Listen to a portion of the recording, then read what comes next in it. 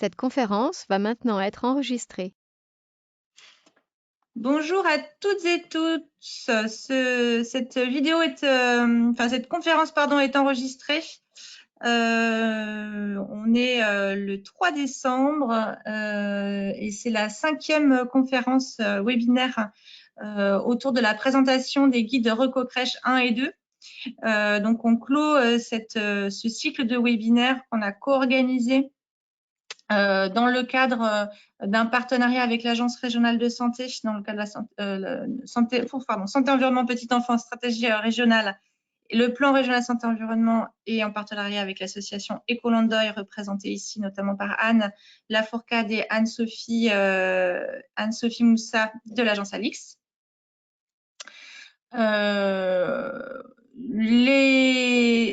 Voilà, bonjour mesdames. Les outils qu'on a, qui sont à votre disposition aujourd'hui en Nouvelle-Aquitaine en termes de prise en compte des enjeux de santé environnementale dans les établissements qui accueillent de jeunes enfants, ils sont multiples, ils sont variés, ils existent depuis voilà, c'est des travaux qui ont été engagés. On avait un rendez-vous hier ensemble toutes, et depuis 2016.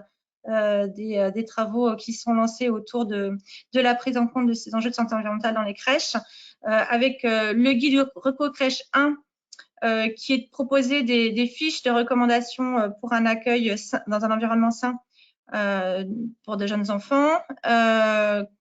Le deuxième guide Bâti Réno, guide Recocrèche 2, que je vous présente aujourd'hui, c'est la deuxième webinaire sur ce sujet, autour vraiment de la construction et rénovation d'établissements accueillants de jeunes enfants.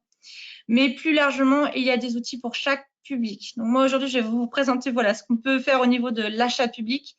Mais sachez que cette boîte à outils par typologie d'acheteurs, par enjeu, par lieu, sont disponibles sur le site de l'Agence régionale de santé, sur la stratégie petite enfance et santé environnement. Donc moi, je représente le réseau 3AR. Le réseau 3AR, c'est une association d'acheteurs publics qui sont engagés pour une commande publique durable. On est un réseau régional, on est basé sur la Nouvelle-Aquitaine. On a des cousins et collègues sur d'autres territoires en France. Et on travaille en interréseau au niveau national, ce qui nous permet vraiment d'échanger les uns avec les autres. Donc, c'est vraiment le principe de réseau. On accompagne nos membres et plus largement toutes les structures soumises au code de la commande publique à monter en compétences, s'intéresser, échanger et partager leurs expériences en région et puis au-delà. Comme je disais, autour de tous les enjeux de l'achat responsable, qu'ils soient environnementaux, sociaux, économiques, sanitaires. C'est le sujet du jour. Donc, nous, on travaille, ce que je vous disais depuis tout à l'heure, depuis plusieurs années, avec le soutien de l'ARS autour d'actions en matière de réduction de l'exposition des plus jeunes aux substances. Alors, c'est vraiment, on travaille vraiment sur l'air intérieur, et avec notre spécificité à nous, 3R, qui est vraiment l'achat public. Donc, pour connaître les enjeux, pour connaître les molécules qui posent question, les labels de qualité, la disponibilité de l'offre, des retours d'expérience, des bonnes pratiques, eh bien, on s'appuie sur des opérateurs qui savent, eux. Donc là, effectivement, sur les travaux en lien avec Recocrèche et ses filles, on travaille avec l'agence Alix. Donc, Anne Lafourcade, qui est ingénieure chimiste spécialisée en santé environnementale, et puis Anne-Sophie, docteur en pharmacie, Anne-Sophie Moussa. Donc, qui viennent nous apporter leur expertise technique, mais aussi leur expérience de terrain, puisque ça fait quelques années qu'elles accompagnent des établissements accueillant de jeunes enfants. Donc, ce guide Recocrèche 2, bâtir et rénover, là, je vous propose le deuxième webinaire vraiment dédié aux achats publics. Le premier, il est disponible en replay si vous ne l'avez pas vu ou si vous voulez le faire suivre. Attendez, j'ai un son qui ne va pas. Merci d'éteindre vos écrans si. Oui, alors le lien vers le dernier webinaire, excusez-moi, se trouve dans la confirmation d'invitation, tout en bas, que vous avez reçu. Je viens de renvoyer une là à l'instant. Donc, ce guide, il est là. Je pense qu'Anne-Sophie ou Anne peuvent vous envoyer dans le lien, si vous voulez, le lien de téléchargement de ce guide Bâti Réno. Comme ça, vous pouvez aussi en parallèle le regarder si vous avez des questions spécifiques. Donc, moi, aujourd'hui, je vais vous parler. Donc, vous voyez, c'est le sommaire du guide, hein, donc présentation du projet, l'objectif global. On a vraiment une approche très pratique avec à la fois des fiches métiers. Donc, je suis tel métier ou on a un problème de son là, j'entends des. Si vous pouvez éteindre vos micros, donc selon son métier, on peut effectivement avoir quelques éléments pour savoir comment agir. Donc je vais vous parler de la fiche acheteur public et puis après on a 3 fiches dédiées sur l'achat public, donc pour les marchés de maîtrise d'œuvre, les marchés de travaux et les contrats de concession. Donc, premier point, la fiche métier acheteur public. Est-ce que déjà, dans le chat, vous pouvez me dire, est-ce qu'il y a des acheteurs? Vous pouvez mettre « moi » dans le chat si vous êtes acheteur public au service achat. Alors, voilà, donc on n'a pas d'acheteurs. Est-ce qu'on a dans l'assistante, par contre, est-ce qu'il y a des personnes qui sont associées? Alors, soit effectivement aux réunions de projet, de préparation, voilà. Est-ce que vous arrivez avec des projets de construction ou de rénovation de crèches sur vos territoires? Oui, non. Bon, vous pouvez utiliser, voilà, voilà, et si vous pouvez mettre construction, rénovation, si vous avez des questions, ok, vous êtes pas mal pour arriver avec des. Ok, ok. Donc par contre, pas de fonction achat. Alors, la fiche métier acheteur public. Alors je vous invite à effectivement présenter ce guide auprès de vos services acheteurs commande publique et leur montrer leur levier en tant qu'acheteur pour agir pour la santé des enfants. Donc les acheteurs, on vous invite à leur proposer à participer aux réunions de travail amont avec les prescripteurs. Ça se fait en général, les acheteurs sont souvent mobilisés, mais bien le rappeler. Leur proposer, leur faire connaître l'existence de réseaux d'acheteurs publics engagés donc sur le territoire Nouvelle-Aquitaine, c'est nous. Et ça, donc voilà, on a un réseau qui est ouvert et qui permet aussi d'échanger entre pairs, de récupérer des pièces de marché, d'échanger, d'être rassuré. L'acheteur, il peut. On a une acheteuse. Bonjour madame.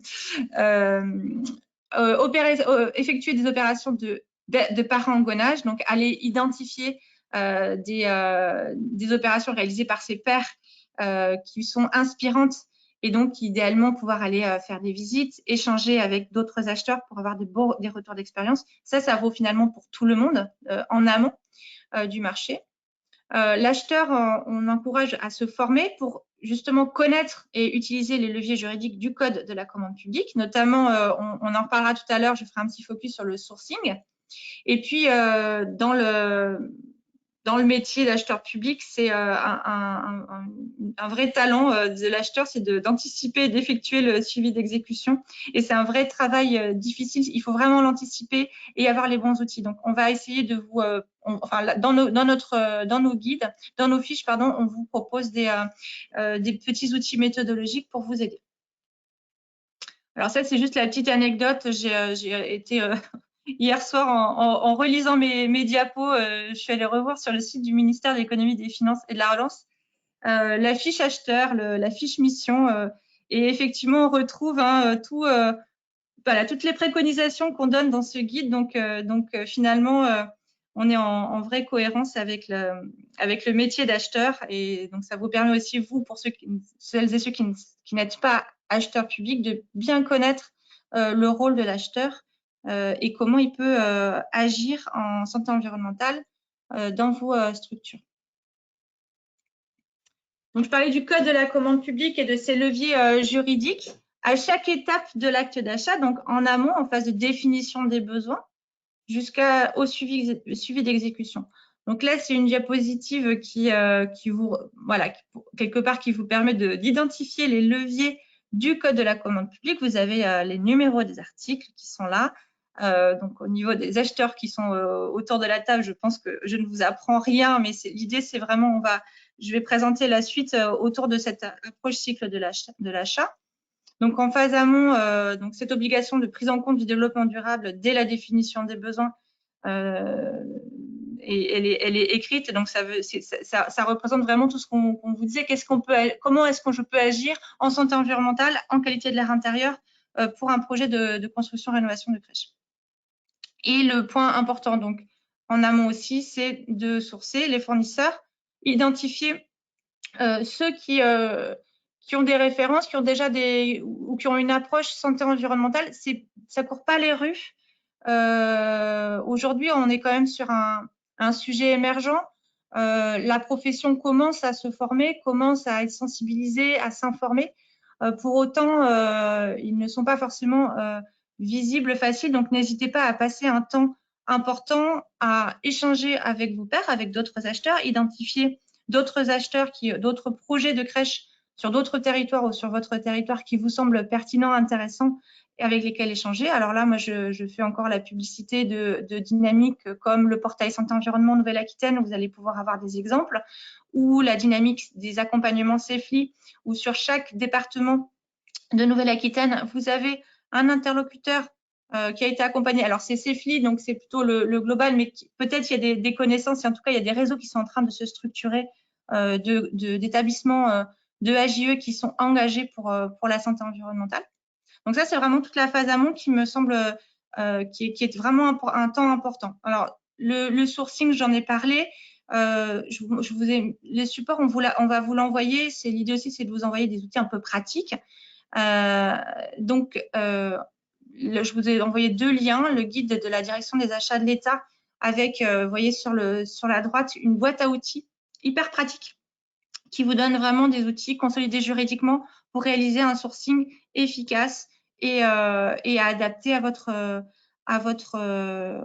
vos problématiques et à vos questions spécifiques. Et puis ce guide France Urbaine aussi qui est très bien fait. Au moment du dossier de consultation, donc quand vous rédigez vos marchés, il y a plusieurs leviers. Évidemment, je ne les ai pas tous mis, mais c'est ceux qu'on retrouve souvent. C'est à lotir. Alors, on est plutôt là sur les marchés de travaux, d'avoir des lots vraiment dédiés et de pouvoir allotir le plus finement possible pour pouvoir permettre à des TPE, PME de répondre à la demande. Et notamment, voilà, on a parfois des offres qui sont nouvelles et qui sont portées par des entreprises qui ne sont pas en capacité de répondre à des gros lots. Et puis évidemment, là, le gros sujet, c'est vos exigences. Vous allez pouvoir les formuler dans vos spécifications techniques. Donc, vous allez dire dans vos cahiers des charges, vous allez préciser vos exigences et potentiellement aussi recourir au label. Et ça, alors dans le guide, on vous donne des exemples de labels dans toutes les fiches pratiques. Au moment de l'analyse des offres, enfin en tout cas c'est rédigé dans votre dossier de consultation, mais vous pouvez avoir des critères d'attribution en matière de santé environnementale. On commence à avoir de plus en plus de critères qui sont pondérés voilà, de manière qui ne sont plus du tout anecdotiques. Là, tout à l'heure, j'ai regardé un contrat de concession, on le regardait avec Anne, où on était sur un critère développement durable et santé environnementale à hauteur de 10%, sachant que le prix était à 25% uniquement. Donc, on a quand même, aujourd'hui, on sent une forte demande des acheteurs publics. Alors, c'est pas partout, évidemment, mais la pluralité de critères et plus uniquement le critère prix et intégrant des critères de santé environnementale, notamment en petite enfance, c'est quelque chose que l'on commence à voir de plus en plus dans les marchés, dans les pièces de marché que l'on voit passer, nous, dans nos réseaux. Et puis, en phase d'exécution, évidemment, alors il y a la partie suivi d'exécution, et ça, on va vous présenter une méthodologie. Et par ailleurs, vous pouvez exiger au moment des exécutions de former les agents, de mettre à disposition des documents. Donc voilà les 3 fiches prêtes. Alors, je ne sais pas si vous avez des questions et s'il y a des points spécifiques qui vous semblent à préciser, n'hésitez pas à utiliser le chat. Non, je ne vois rien sur le chat, donc on est bon. Donc, mes 3 fiches pratiques. Donc, je vais d'abord présenter le marché de maîtrise d'œuvre et le marché de travaux, et puis on fera un autre point sur les contrats de concession. Alors, un petit rappel de différentes phases d'un projet de maîtrise d'ouvrage public en construction ou en rénovation. Alors, on n'a pas développé les marchés globaux dans les fiches Reco Crèche 2. Donc voilà, donc on a vraiment marché de maîtrise d'œuvre et marché de travaux. Donc, vous voyez les différentes phases de ce projet. On est sur la phase programme avec les études pré-opérationnelles et le programme. Donc là, c'est vraiment en amont. Clairement, si vous voulez avoir une approche santé environnementale forte, respecter le guide. Alors, on vous encourage à vous inspirer fortement du guide Reco 2 et puis clairement de vous entourer d'un AMO, santé environnement, qualité de l'air intérieur. C'est vraiment là aujourd'hui, dans la mesure où l'offre est vraiment en cours de structuration. C'est vraiment une thématique émergente, ce que je disais. N'hésitez pas à vous appuyer sur une expertise extérieure avec une assistance à maîtrise d'ouvrage. Donc ça, c'est pour vraiment la phase initiale. Et idéalement, l'AMO, allez le chercher plutôt à ce moment-là et pas au moment du choix des entreprises et travaux, parce que tout le travail a été fait. Voilà, donc étape numéro 2, consultation et choix du maître d'œuvre. Donc ici, on va avoir toute cette phase dont j'ai parlé tout à l'heure de benchmark, d'identification de projets intéressants qui vont vous permettre après de sourcer et d'identifier des maîtres d'œuvre qui ont fait des projets singuliers intéressants en matière de santé environnementale. Donc ça va être la fiche numéro 1, consultation, choix du maître d'œuvre. Et puis on va sur tout le long. Et alors ensuite, vous allez avoir soit c'est vous qui passez les marchés de travaux, soit c'est le maître d'œuvre. Mais donc on a tout le suivi qui est ici. Mais pour le coup, les préconisations en marché de travaux sont les mêmes. Alors, marché de maîtrise d'œuvre. Eh bien, on reprend notre cycle de l'achat. On reprend donc là évidemment, vous voyez, on a mis vraiment, j'ai mis en majuscule la partie benchmark, visite. Vraiment, inspirez-vous en amont avant de choisir le maître d'œuvre. Alors, dans le dossier de consultation, alors clairement, vous pouvez avoir dans l'objet du marché précisé que vous voulez un établissement qui est sain. Que vous veillez à la qualité de l'air intérieur, que vous veillez aux enjeux de santé environnementale.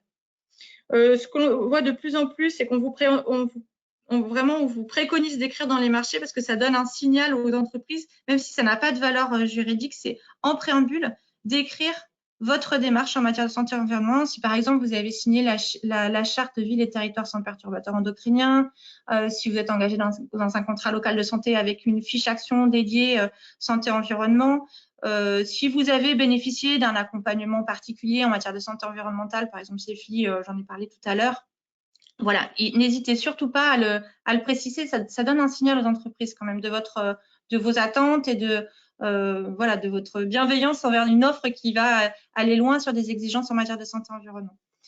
Dans vos spécifications techniques, donc dans vos exigences, vous allez bien inscrire que la qualité de l'intérieur, c'est important et vous pouvez recourir au label, comme par exemple le label air intérieur. Donc, le recours au label, il est tout à fait autorisé dans les marchés publics. Il faut juste pouvoir analyser l'équivalence.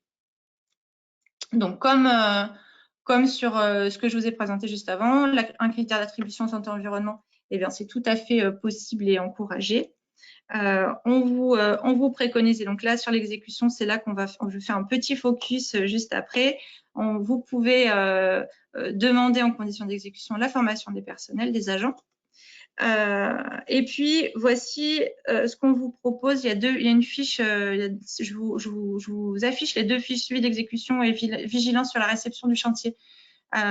Ici, donc ce que vous pouvez faire en termes de suivi de la bonne exécution du marché de maîtrise d'œuvre. Alors, pour nous, ce qu'on constate sur le terrain, Anne en parlera juste après, c'est la perte d'informations régulière. Donc, avoir un interlocuteur unique santé-environnement dans la collectivité nous semble un levier intéressant. Qui, dès le début, dès l'amont du projet, participera aux réunions, sera monsieur ou madame santé-environnement et sera garant du bon respect de vos ambitions en matière de santé environnementale. En suivi aussi, pendant l'exécution, on vous encourage avec cette personne, cette personne santé environnement, référente santé environnement, d'identifier les phases du chantier où on a des entrées de matériaux, des entrées de nouveaux corps de métier. Donc, il y a selon le calendrier, d'être là en fait à l'arrivée de nouveaux interlocuteurs, de nouveaux matériaux, quand il y a des livraisons importantes, par exemple de sol souple. Je te spoil, Anne, avant ton intervention de tout à l'heure. Exiger un inventaire. Donc, on est toujours sur cette idée de traçabilité. Donc, d'exiger l'inventaire des matériaux avec une documentation technique dans laquelle on a les fiches techniques, les FDS, FDES. Donc, pour cela, on vous encourage à créer un outil de reporting qui soit réalisable, objectif, qui reprenne systématiquement les exigences en matière de santé environnementale. Et dernier point, c'est de prévoir des audits aléatoires. Et vous pourrez vous l'annoncer en fait dans vos pièces de marché et il faut le réaliser au moins une fois sur la période du marché. Ouais. Je peux peut-être citer juste un exemple là, Anne. Oui, Anne, complètement. Ouais. Si tu peux revenir en arrière. Ouais, donc on a eu sur les audits qu'on a fait 2 cas, un cas où on s'est retrouvé avec des étiquettes sur des pots de peinture qui avaient été changées de manière intentionnellement frauduleuse là ça c'est le pire, hein, par un artisan qui voulait écouler probablement des peintures de moins bonne qualité environnementale. D'où l'intérêt de venir faire des audits aléatoires, de faire des photos de vos chantiers, de faire des photos des étiquettes. Et un autre cas où tout simplement le produit qui avait été souhaité n'était pas celui du tout qui était utilisé. Donc là, c'était pas caché, hein, mais en faisant les photos, on s'est rendu compte que le modèle là, c'était sur un sol, on y reviendra, mais sur un sol souple n'était pas celui qui avait été pourtant exigé préalablement et accepté, hein, et proposé par l'artisan. Donc, si on passe pas sur le chantier, on le sait pas. Donc, soit c'est votre archi, mais il faut qu'il soit sensible et qu'il ait la curiosité et le côté pointu d'aller prendre la photo et d'aller comparer ce que vous avez dans le dossier proposé par l'artisan et le comparer à la réalité. Voilà.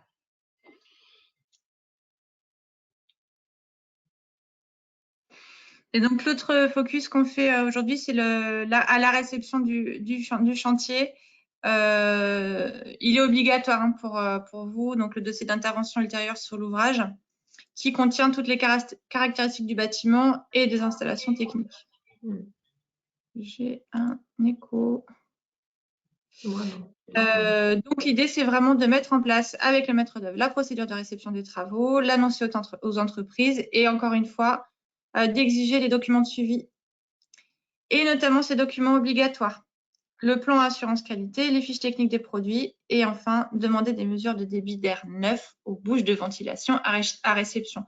Donc, vous avez, je pense, pour la plupart participé à la dernière réunion avec Anne. Hein. Là, moi, je parle vraiment de l'entrée achat public, mais la partie technique, ventilation, aération, conception, bonne préconisation, extérieur, vigilance sur l'emplacement.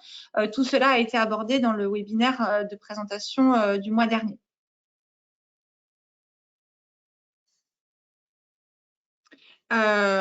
Du coup, Anne, tu as déjà abordé certains de ces points. Non, voilà. Mais je veux bien qu'on revienne dessus, sur certains. Oui, alors rapidement, parce que tu l'as déjà dit, mais c'est vrai que c'est pas facile d'identifier des architectes sensibles. Dans les écoles d'architecture, c'est pas quelque chose qui est enseigné pour l'instant, hein, donc ou de manière marginale, donc il y a encore beaucoup à faire. Il y a de la résistance au changement, même dans ces métiers-là, parce que ça peut paraître complexe. On a parfois peur que les entreprises freinent à utiliser des produits méconnus, que ça complexifie du coup les relations. Nous n'avons pas, il y en a peut-être, hein, mais en tout cas dans la région, nous n'avons pas identifié de réseau d'acteurs engagés, d'architectes qui se seraient engagés sur cette thématique. Donc ce choix du maître d'œuvre, ben il est pas facile, il faut discuter. Et en tout cas, s'il n'est pas formé, il faut au moins qu'il soit sensible, de manière à pouvoir tenir bon parfois par rapport à certains choix, surtout quand il va y avoir un arbitrage économique, hein, quand le budget dépasse. L'idée, c'est de tenir bon. Donc, on a eu des cas où il n'a pas tenu bon sur les thématiques de santé et environnement, par exemple en renonçant à mettre une haie alors qu'il y avait un environnement agricole de vignes en grande proximité. Donc, vous voyez, l'arbitrage, c'est peut-être pas l'endroit où il aurait fallu le faire. Donc, il faut qu'il tienne bon. Puis, il faut aussi évidemment que les élus le soutiennent dans ses choix. Voilà, donc ça, effectivement, s'il connaît pas le sujet, il faut lui donner le guide et il faut pas hésiter à lui demander aussi de se former, de s'intéresser à la thématique ou de rencontrer des architectes qui ont déjà avancé sur ce sujet-là. Et vous pouvez carrément, effectivement, ce que j'ai dit tout à l'heure, hein, informer en amont, en phase sourcing, mais même après, de l'existence de ce guide. Parce qu'il y a beaucoup d'éléments, beaucoup d'informations pour des architectes, pour des maîtres d'œuvre, pardon, excusez-moi. Et donc, ne pas hésiter même dans votre DCE. Alors, souvent, il y a beaucoup de pièces, ça en fait une de plus. Mais quelque part, c'est quand même une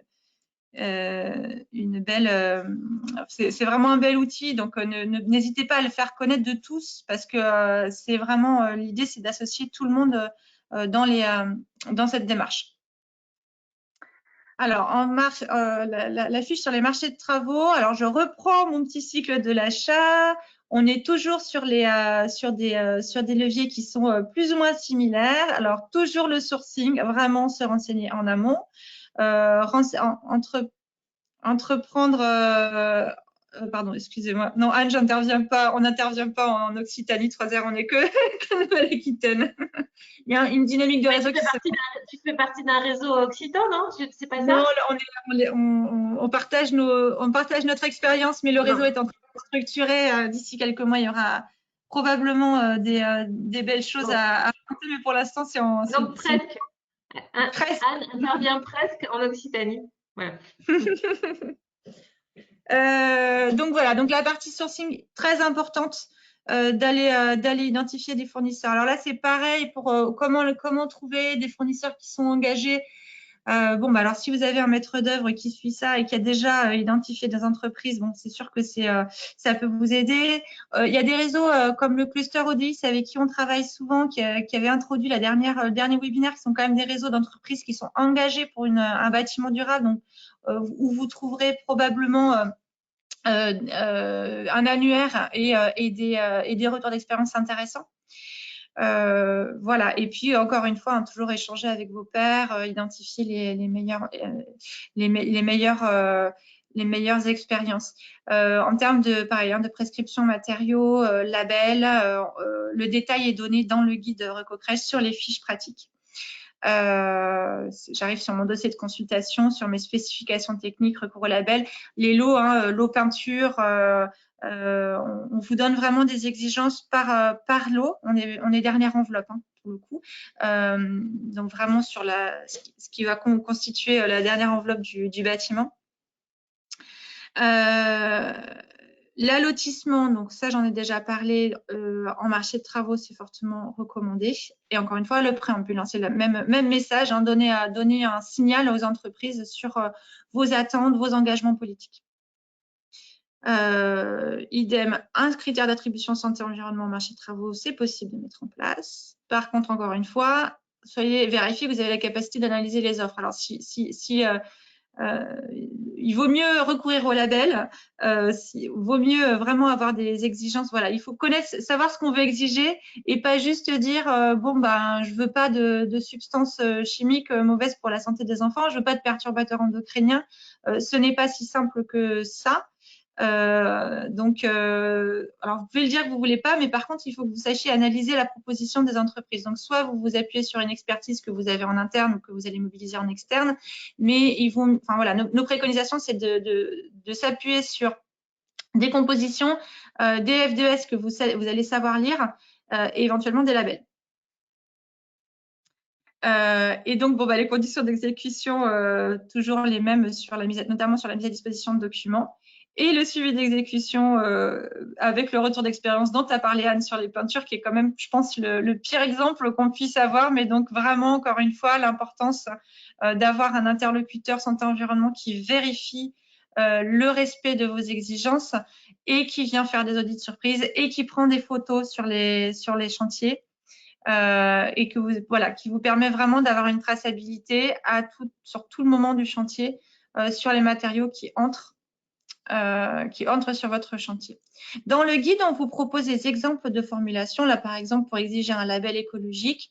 Donc voilà, c'est la formulation type qu'on vous préconise de mettre. Et puis, on vous dit dans quelle pièce du marché, donc règlement de consultation et CCTP, comment formuler cette exigence de label. On a voulu faire aussi un petit focus sur le lot nettoyage de fin de chantier. Je vais laisser la parole à Anne parce que je crois qu'elle a beaucoup de choses. Enfin, en tout cas, elle a pas mal de retours d'expérience sur ce lot spécifique. Oui, ça fait partie des choses qu'on oublie parce que c'est vrai qu'en fin de chantier, souvent on a utilisé il y a des coulures, il y a des résidus de colle et hélas les produits pour détacher ou enlever ces coulures, ce sont souvent des produits trop costauds. Alors quand je dis trop costauds, c'est souvent des produits qui peuvent contenir ce qu'on appelle les CMR, cancérigènes, mutagènes, reprotoxiques. Nous on cherche absolument à éviter, surtout que ce sont un nettoyage de chantier qu'on fait à la va-vite rapidement, parfois on réintègre les enfants le jour même ou le lendemain, donc là on est sur un risque d'exposition gigantesque, donc ça veut dire qu'il faut vérifier aussi, signifier que vous refusez les CMR dans ces produits-là, le vérifier. Le pire scénario étant par exemple des entreprises qui laissent ces produits CMR, on l'a trouvé, ça, sur place et puis qui traînent dans les placards et puis qui finissent par être utilisés par le personnel de la crèche parce que bon, il en reste et puis on sait plus trop ce que c'est. Et on a, voilà, et c'est dans ces moments-là qu'on a trouvé parmi tous nos audits les produits les plus dangereux. Donc ça, c'est un premier point. Puis on reviendra après aussi sur ne pas oublier ce point-là dans les marchés. Je le dis tout de suite parce que j'ai peur d'oublier après. Mais si vous avez des prestataires, ça peut être par exemple le prestataire de cuisine. On a aussi trouvé des produits utilisés par les prestataires de cuisine qui étaient vraiment trop forts parce que dans le marché de prestation, n'était pas signifié que vous ne vouliez pas que la cuisine soit nettoyée avec n'importe quoi. Donc, c'est vraiment le souci du détail dans ce que vous demandez. Et puis, ça va être, alors je le dis, mais même si c'est hors sujet, c'est exactement la même chose avec les prestataires, par exemple, pour nettoyer le nettoyage de fin de chantier, ça c'est sûr, mais aussi pour nettoyer, par exemple, vos gaines de ventilation. Donc, ça peut être au moment où vous l'installez, il faut la nettoyer parce qu'il y a plein de poussière, mais ça peut aussi être dans le suivi de tous les ans, le nettoyage annuel. Là aussi, attention aux produits utilisés parce qu'une fois que les produits sont dans les gaines, évidemment, ils repartent dans l'air intérieur et on va augmenter la pollution de l'air intérieur, le risque d'inhalation, le risque d'ingestion de ces polluants qui s'attachent aux poussières. Donc, c'est une ligne dans vos CCTP, mais c'est un impact sanitaire important. Donc, il faut vérifier. Encore une fois, là, c'est toujours pareil. C'est sûr qu'il ne faut pas faire confiance. Il faut regarder vraiment ce qui est apporté sur votre chantier. Vous devez être maître de ce qui rentre chez vous. Et je te repasse la parole. Ouais, parce que mais on est encore à nouveau là, on est bon sur les marchés de travaux. Donc voilà, on a juste fait de focus, vraiment ces petits webinaires, c'est vraiment pour vous rappeler certains focus. Après, le guide en tant que tel est plus fourni et vous envoie aussi des petits liens pour aller plus loin, pour notamment, voilà, quand j'ai parlé de labels tout à l'heure, on vous met le lien vers les labels et puis sachez quand même, pour revenir sur les labels, c'est vrai que je voulais en parler, quand vous voulez sourcer des fournisseurs qui proposent tel label, tel produit est labellisé. Sur les sites des labels, vous avez la liste des fournisseurs. Donc, ça vous permet aussi de faire votre sourcing. Les labels de confiance sont dans une transparence à la fois sur leur référentiel, avec un tiers qui vient contrôler et une transparence sur qui est labellisé. Donc, on vous conseille vraiment d'utiliser les sites des labels. Voilà pour ce petit point. Et donc, en termes de constat issu du terrain, on est au risque d'être redondante avec ce qu'on dit depuis tout à l'heure. Anne, je te laisse la parole à nouveau. Non, oui, c'est vrai que nos conseils se répètent, mais bon, c'est parce qu'ils sont importants. En matière j'ai eu l'exemple d'une collectivité qui avait vraiment annoncé en tête de son marché son intention de santé environnementale, avait cité le fait qu'elle voulait lutter contre les phtalates, par exemple. Et c'est vrai que moi, je suis arrivée tout au bout de la chaîne. J'ai pris la photo du sol souple qui venait d'être installé et on s'est rendu compte que c'était absolument pas celui qui était préconisé par que la collectivité pensait avoir installé. L'élu était déjà en train de communiquer en disant c'est super, on a un sol sans phthalate et en fait la référence, il existait dans la gamme de ce fabricant deux références, une avec phthalate, une sans, et c'est celle qui était avec phthalate qui a été posée sans que personne s'en aperçoive. Donc voilà, s'il y a un chaînon manquant, il y a un chaînon manquant dans la chaîne des décideurs et des vérifieurs, si je peux les appeler comme ça. On peut complètement passer à côté, même s'il y avait une intention politique extrêmement forte au démarrage. Donc c'est vraiment le diable qui se niche dans les détails dans ce domaine-là, hélas. Et on ne peut pas s'affranchir d'un temps d'analyse et de vérification. Merci Anne.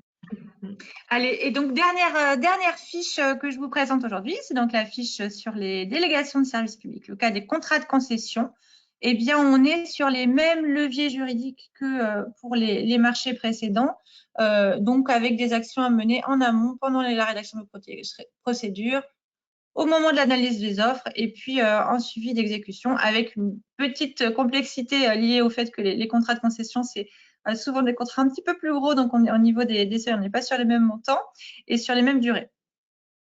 Mais ce que l'on vous propose, nous, dans cette fiche, c'est des exigences ou des souhaits à chaque étape du contrat. Donc, que ce soit si le concessionnaire construit ou rénove, ce qui est assez peu probable, on ne l'a pas beaucoup croisé, mais ça peut arriver. Donc, quelles exigences et quelles préconisations donner dans nos contrats. En matière d'aménagement intérieur, en matière d'exploitation, on va parler de l'alimentation, on va parler des jeux utilisés, du nettoyage, et puis pour l'entretien et la maintenance.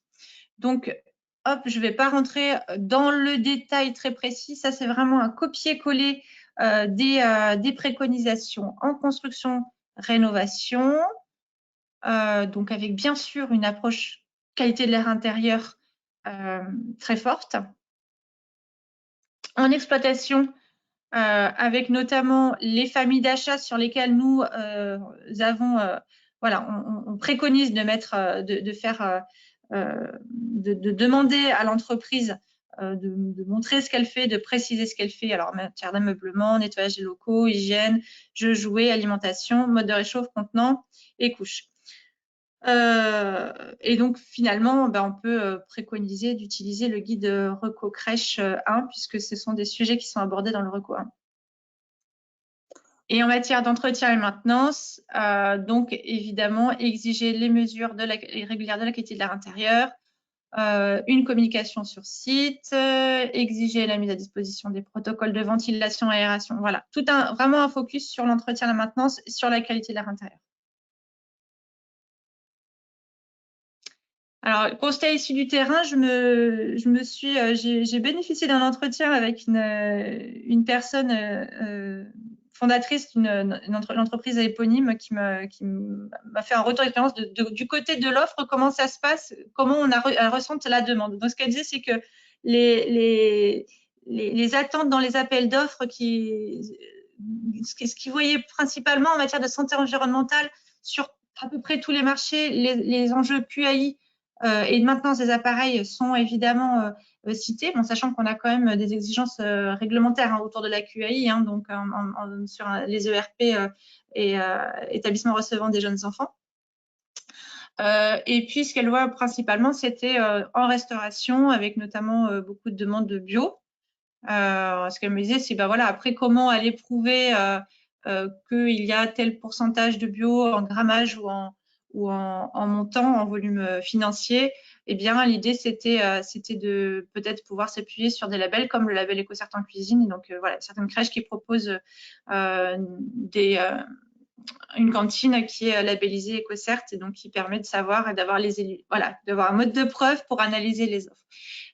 Idem, le nettoyage, voilà, c'était un sujet qui revient souvent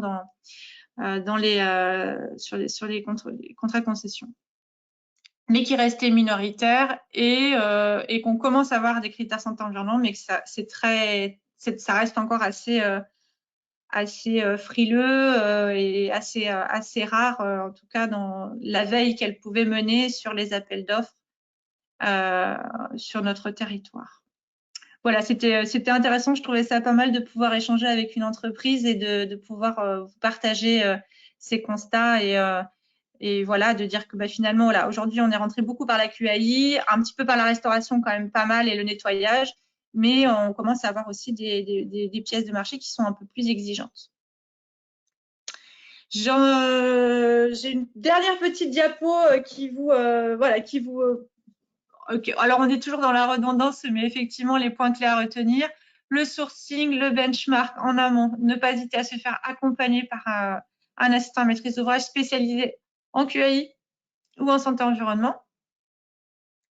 La rédaction de vos procédures, donc pourquoi pas écrire l'objet du marché, préciser santé environnement dans l'objet du marché, c'est des choses que l'on voit de plus en plus.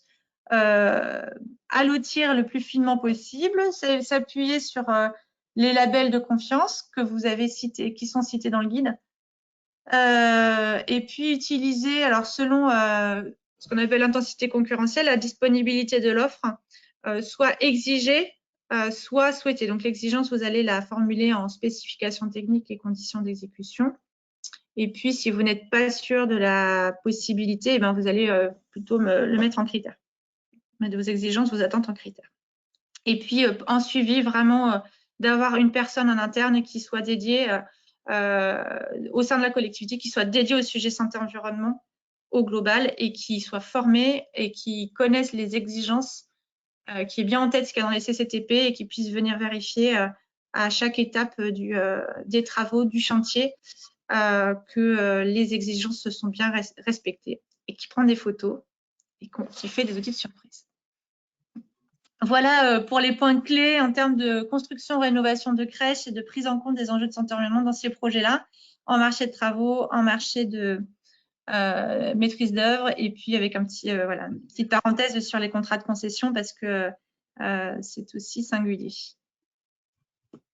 Pour en savoir un petit peu plus sur les achats publics et les prises en compte des enjeux de santé environnementale, on organise le 14 janvier prochain une journée technique régionale avec, on peut annoncer notre star du jour.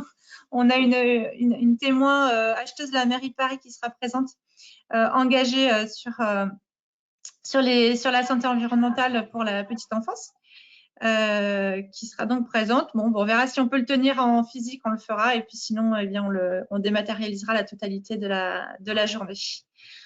Voilà pour les les petites informations achats publics. Alors, je regarde.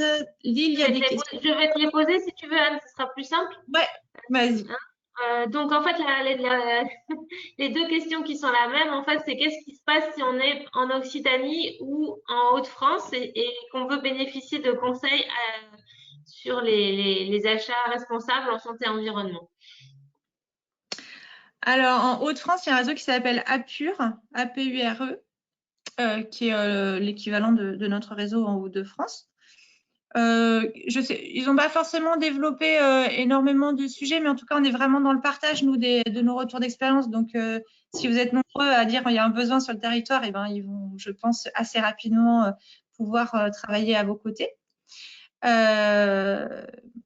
Qu'est-ce que ça c'était voilà et en Occitanie il y a un réseau qui est en cours de structuration au niveau de la partie achat public. Je vous encourage à aller il y a un réseau social des acheteurs publics responsables qui s'appelle Rapid. C'est RAPIDD. Alors je vais aller je fais un petit peu la pub, hein. Je vais aller vous chercher le lien. Ça c'est pour la partie autre territoire. Je vous invite vraiment à utiliser ce réseau national. Hop, je vous le mets. Après, on avait une question. Ouais, voilà. Alors, à quelle formation correspond une personne dédiée en collectivité selon vous? Alors, je peux peut-être essayer d'y répondre et puis tu peux compléter. Il n'y a pas de personnes type. C'est vrai que l'idéal, ce sont des personnes qui ont des postes transverses. Aujourd'hui, il y a des postes de chargé de mission santé-environnement. Il y en a, j'ai vu dans le chat certains comme Aude Thomé à Poitiers que je salue. Voilà, ça c'est idéal parce que ce sont des personnes qui ont le temps de monter en compétences, de devenir eux-mêmes des experts. Et nous, on est ravis quand ça arrive parce que on peut pas, voilà, c'est difficile pour nous de répondre à l'ensemble des questions et des demandes. Donc, c'est très bien quand les collectivités s'équipent d'une personne experte et transversale, ce qui permet quand même après, elle peut pas être partout non plus, hein, mais ça permet quand même de faciliter les choses. Donc, au niveau des profils, je pense que ce sont des profils techniciens ou scientifiques avec quand même une bonne sensibilité au développement durable. Parfois, ce sont des personnes qui travaillent dans les services Agenda 21, développement durable, RSE des collectivités qui peuvent avoir ces missions transverses.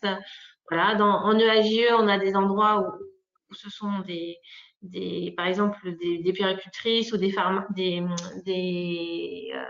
personnes des infirmières puéricultrices qui ont des postes transverses et du coup qui rayonnent sur plusieurs établissements et qui peuvent donner des recommandations. Mais c'est sûr que c'est pas non plus forcément dans leur attribution immédiate de se dire tiens je vais aller faire des audits de chantier, mais ça peut le devenir. Après effectivement ça va dépendre des services techniques aussi de vos collectivités. Ça peut être aussi un technicien des services techniques, ça peut être un hygiéniste. Voilà, il y a ces postes-là aussi qui ont ces rôles transverses.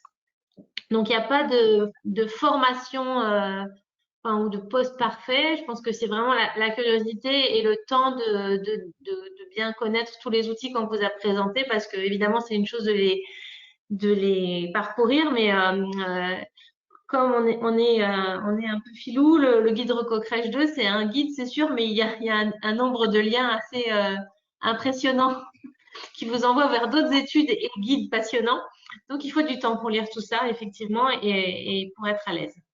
Et ça, alors, il y a quelques témoignages. Un nouveau métier. Oui, un nouveau métier, voilà, c'est ça. Nous sommes des métiers en voie d'apparition, hein, tous. Donc, Automé nous dit s'appuyer sur les CLS peut être une solution aussi. Effectivement, des coordinateurs de CLS aussi, parfois, qui peuvent avoir la possibilité d'inclure ça dans leur mission, effectivement. Alors, est-ce qu'il y a d'autres? Tout à fait, nous dit Françoise Fontiche, tout à fait. Ben oui, effectivement, l'outil CLS, c'est un excellent outil. Nous, on se rend compte que c'est aussi un excellent outil pour faire le lien entre les élus, parce qu'il y a des fois une collectivité qui est très en avance sur ces thématiques-là et puis d'autres un peu moins à la traîne. Et c'est vrai qu'en conseil communautaire, effectivement, ils ont la possibilité de un petit peu voilà, montrer qu'ils savent faire et puis ça donne envie aux autres de s'y mettre aussi. C'est essentiel. Nous, on souffre un peu, là je fais un appel, hein, mais c'est vrai qu'on souffre un peu. On a bien travaillé avec les directrices de structure petite enfance et maintenant on sent que l'étape d'après, c'est de convaincre et d'emmener les politiques dans ce sujet-là, de le mettre vraiment au cœur de leur politique. Vous trouverez aussi une fiche dans le guide Recocrèche sur le rôle des politiques en stratégie de santé environnementale. Et puis évidemment, sans ce portage politique fort, c'est très difficile pour les directrices de structure. Il y en a quelques-unes qui sont en ligne. Il y a des domaines où elles n'ont pas la main et c'est très frustrant. Donc, c'est hyper important, effectivement, d'emmener les politiques et ça se fait par leur sensibilisation. Nous avons des outils de conférences CLS qui sont payés, financés par l'ARS, qui sont disponibles. Donc, c'est des conférences à l'échelle de CLS. Donc, ça, n'hésitez pas à vous renseigner auprès de vos ARS départementales pour organiser des conférences de ce type-là parce qu'elles sont vraiment puissante en effet possible sur une collectivité ou sur une communauté liée par un CLS. Alors, on a quelques commentaires. Vas-y, je te laisse la main. Oui, non, mais par rapport à effectivement identifier des structures qui sont en capacité de vous accompagner, d'organiser des conférences, de former, n'hésitez pas à aller sur le portail Santé Environnement Nouvelle-Aquitaine, qui est quand même qui est un bon centre de ressources qui liste notamment tous les opérateurs qui travaillent sur le sujet. Je vous ai mis le lien un peu plus haut avec un article sur CEFLI, mais du coup, vous aurez le site où vous pourrez faire des recherches s'il y a des articles qui vous intéressent. Et donc, on a des infos, super. Un colloque maladie infantile, habitat et PE à Albi le 10 mars 2022. Très intéressant. Est-ce que la personne, je ne sais pas qui c'est qui parle parce que vous n'avez pas mis. Je pense que c'est Nathalie. Non? Oui, c'est ça. Je pense que c'est le réseau environnement santé qui est là. Ouais. Bonjour. Super. Oui. Et c'est organisé par le reste? Donc, c'est le réseau environnement santé qui organise ce colloque avec le département du Tarn. Alors, c'est pas en Nouvelle-Aquitaine, c'est en Occitanie. Et c'est le premier département à avoir signé la charte ville et territoire sans perturbateurs endocriniens. Donc, on propose ce colloque auquel on va inviter Anne Benz à participer, à nous expliquer un peu justement toute cette problématique sur la commande publique. Donc, nous, on accompagne des collectivités qui ont signé la charte et on remarque que ce levier commande publique est un levier vraiment important, mais qu'il manque souvent des outils aux collectivités pour pouvoir aller plus loin que l'intention. Donc, ce que vous faites là comme travail, je trouve ça hyper intéressant. Et c'est pour ça que je suis jalouse de voir qu'on n'est pas la même chose en Occitanie, notamment l'Occitanie, pareil, qui est la seconde région à avoir signé cette charte. Donc, je vais les stimuler pour que des choses se fassent de façon un peu plus accélérée chez nous. Alors, en Occitanie, la difficulté surtout, c'est qu'on a une ARS qui jusqu'à maintenant a été assez timide, voire frileuse sur ces questions-là.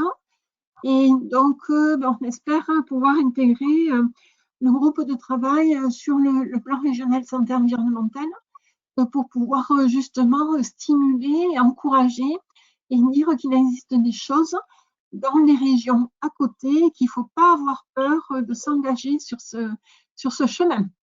Voilà. Merci pour l'invitation. Je regarde mon agenda. Merci. Donc, ouais, il y a des demandes et c'est vrai qu'on est souvent mobilisés. C'est assez singulier, la Nouvelle-Aquitaine, sur le sujet santé, environnement et petite enfance et achat. On est vraiment le réseau régional qui a le plus exploré le sujet. Il y a Automé qui cite aussi le réseau français des villes OMS. Peut-être que Aude, si tu veux prendre la parole une minute pour nous dire comment tu penses que ça peut soutenir ou aider ce type de projet pour une collectivité. Oui, bonjour. Du coup, vous m'entendez bien? Oui, très bien. Oui, du coup, la ville de Poitiers est adhérente au réseau justement des villes OMS. Et du coup, la santé environnementale est un sujet qui est quand même relativement abordé. Et donc, il y a beaucoup de colloques, d'échanges entre collectivités. C'est à destination, des techniciens et des élus. Et des initiatives peuvent être valorisées en fait dans ce réseau-là et du coup d'être transposables potentiellement au niveau national. Donc, admettons, vous intervenez dans une collectivité au sein d'une crèche, ça peut être valorisé, d'autant plus qu'il y a un groupe de travail porté par l'adjointe à la mairie de Paris et de Strasbourg sur les perturbateurs endocriniens. Donc, le sujet peut peut-être intéresser les collectivités pour le coup. Merci beaucoup. Je ne sais pas si j'étais claire, mais voilà, il y a plein de partages et d'échanges de pratiques pour les collectivités quand on est adhérent de ce réseau-là. Et du coup, ça permet en fait d'avoir des pistes et d'échanger en fait sur des pratiques. Voilà. Merci Audois. Du coup, si tu as un lien éventuellement à envoyer via le chat, eh bien, Oui. Voilà, ça sera des éléments complémentaires aux participants. Voilà. Et Madame Justaume à Bordeaux nous dit qu'elle est au conseil d'administration, au bureau même, et que c'est un réseau très actif, effectivement. Merci de Super. cette précision. Merci beaucoup à toutes et tous. Je vais arrêter l'enregistrement et on aura notre petit temps off de débrief comme à chaque fois parce que c'est notre dernier webinaire. Donc, un grand merci à toutes et tous, à nos partenaires, aux intervenantes et intervenants et à l'année prochaine sur de nouvelles actions. J'arrête l'enregistrement.